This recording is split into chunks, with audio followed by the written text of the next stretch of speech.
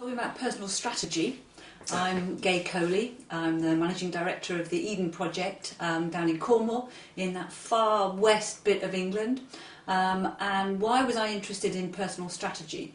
Well, we built Eden. My background was finance in the city. I'd raised over £100 million for the project. It was 5 years old. And there was this huge plethora of ideas about what would we do next, what's the challenge in terms of actually getting the world to engage in what's needed in terms of dealing with climate change and the changes in society to really address those issues. And so success at work, big challenges, big opportunities at work, but actually really big challenges in my private life.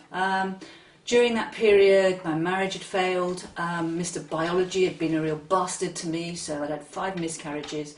And whilst I got this fantastic sense of reward from my working life, I knew that wasn't enough. I knew that for me, I had to get a better synergy in what I was looking for, what I wanted to feel at the end of my working life and out of my series of relationships with family, with friends, with local community, to make sure I'd lived a full life. And so part of the title personal strategy for me was I felt I could sort of pick and mix from the business strategy. You know, I'm a chartered accountant, I know the theory, I read all the books, but how could I apply that to get a better balance and make sure that I personally had used what I thought were my skills and talents in a way that I felt would be truly rewarding and actually better balanced with what I wanted to invest in my personal relationships. So I was introduced to Joe Pritchard at Zetetic, and I was a bit suspicious, as I usually am, being, you know, from that sort of what's he going to do for me if I'm paying him good money type of mindset. And so I took a couple of references and did a bit of digging around. And it was obvious that what Joe was doing wasn't mainstream. That an ex-colleague who I trusted really well, who works on all the strategy for the British University, said to me, this is really groundbreaking stuff, Gay, but I think because you're in a position where you don't want to reread stuff you already know, you want some new stuff, you want to connect in different ways, you want to understand how to make these decisions which are potentially life-changing. So it's a week, go for it.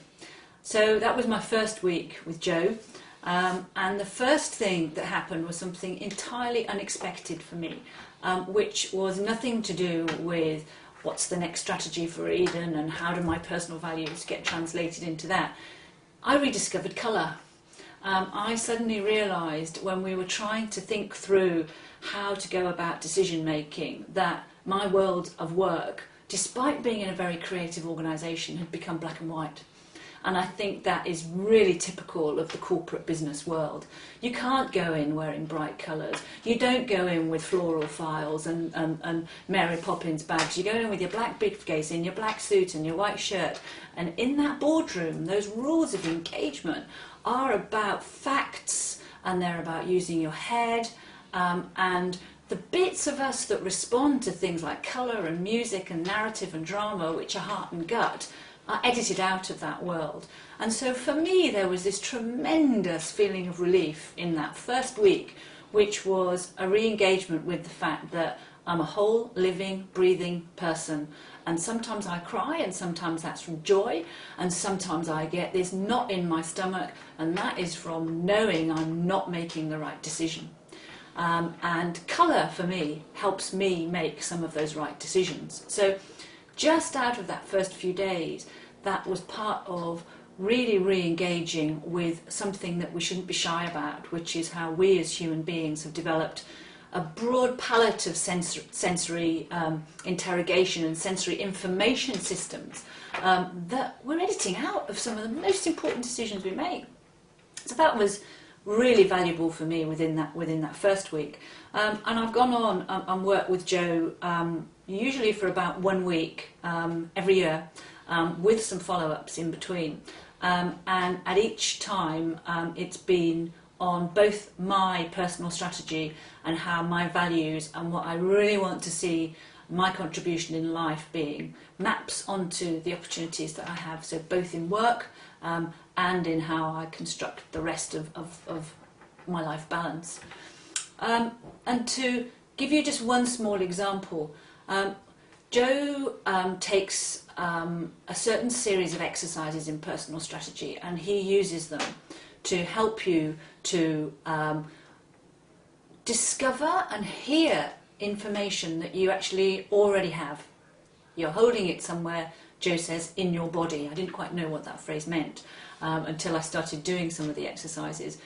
And some of those are about how does somebody that you're relating to relate to you. And I had quite a difficult relationship with one of the senior people that I was working with. And only by working through a series of questions, one of which is, what might be his positive intent? Why would he do this if he didn't have a positive intent? Working my way through that process with help from Joseph in one room, without the guy even being there, helped me understand that he was actually scared of me. The reason why he was defensive was he was scared of me. He was scared of the degree of radical change, the degree of embracing new that I demand in work, that I actually say, if this Eden project is going to be what it really can become, we have to really be radical. We have to really scale up. We have to engage with organisations that people wouldn't expect an environmental organisation to engage with. And his background was far more traditional. It was commercial and far more traditional. And I just hadn't slowed down and explained some of that thinking. And I understood that in that room, and it had a radical impact on not only our relationship, but how this individual could contribute himself into that world of the Eden Project. So yes, it was strategic, but it was very personal, and very much about understanding things that were intrinsic and embedded in me, that you don't recognise might scare somebody else when you're trying to pursue a strategy at speed. So that was fantastically valuable, just again as one simple episode. Personal strategy is something which is a far more challenging and I think a far more, therefore, potentially fearful process than good old business corporate strategy.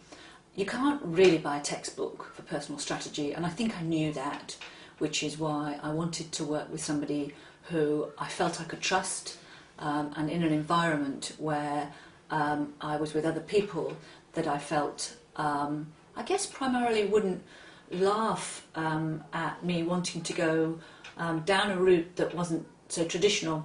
And I got quite a lot of reassurance, particularly from other career women who were open enough down the pub not to just discuss whether Arsenal had beaten Manchester United this week, but to actually seriously talk about some of the things that they were finding as challenges in their lives by having to behave in a way that didn't feel natural for them day after day after day in a corporate world. And so when I broached with them, does it feel as though you're acting somebody else's life in order to succeed in the corporate environment? That was how I guess I engaged in the conversation. Lots of them said yes. Actually, I feel like I'm wearing a mini-man suit and a mini-man's me, and why can't I bring my values into the workplace? Isn't it about time we recognised, not just for women, but also the much broader palette of male interests, and make sure they're reflected in the workplace in a proper way, rather than pretending that we're all these sort of unthinking, unfeeling cogs in a machine. And so I sort of tested out on a few of those colleagues that I was thinking of doing a week to try and explore some of this stuff. And I think without exception, every single one of them said, God, I'd love to do that. And then without exception, almost every single one of them said, I don't know how I'd explain that to my chief executive or my chairman or my board. I'm going for a week on personal strategy. Whoa, but actually if I said to them, I'm going off to spend another week on my Harvard MBA, it would be, yes, that's absolutely fine. But actually, the thing about bringing your passion and your strength and your energy into work is well understood, and the quest that the top 100 FTSE companies have to do that is huge and enormously well supported in terms of finance. But it's sort of the same old model. So we're searching for innovation, but actually it's in a system and a paradigm that kills any of that innovation because it doesn't allow the values and risks to flourish in the workplace. And so got a bit of confidence, and I knew I wanted something that was potentially systematic and at scale. And when I first met Joseph, I immediately knew he had the strength of skills and personality to do that. It wasn't presented, personal strategy is not presented in any way as a therapy, as a backward-looking exercise, but nonetheless it is fantastically therapeutic. Both I found that myself, and other colleagues who've now worked with Joseph over time have found that what's come out of it is a real connection and understanding of your own values and how they drive your personal energy and how they drive your real professional skill and vigour and ability to achieve. And I'm talking about some really high achievers that I've introduced to this course. And Joseph manages to create an environment where trust is an absolute given, and where exploration is the name of the game. This isn't about somebody who wants a safe, reassuring process to go, there, you're doing all the right things. This is about somebody who wakes up in the middle of the night thinking, this doesn't quite feel right. And even if my head is telling me that my life's on track, actually my gut or my heart or my throat or my twitching feet are telling me this isn't as good as it could be. And by the way, I would like it to be better. So it's about people who really want and quest for the most out of life and are prepared to take some risks to get it.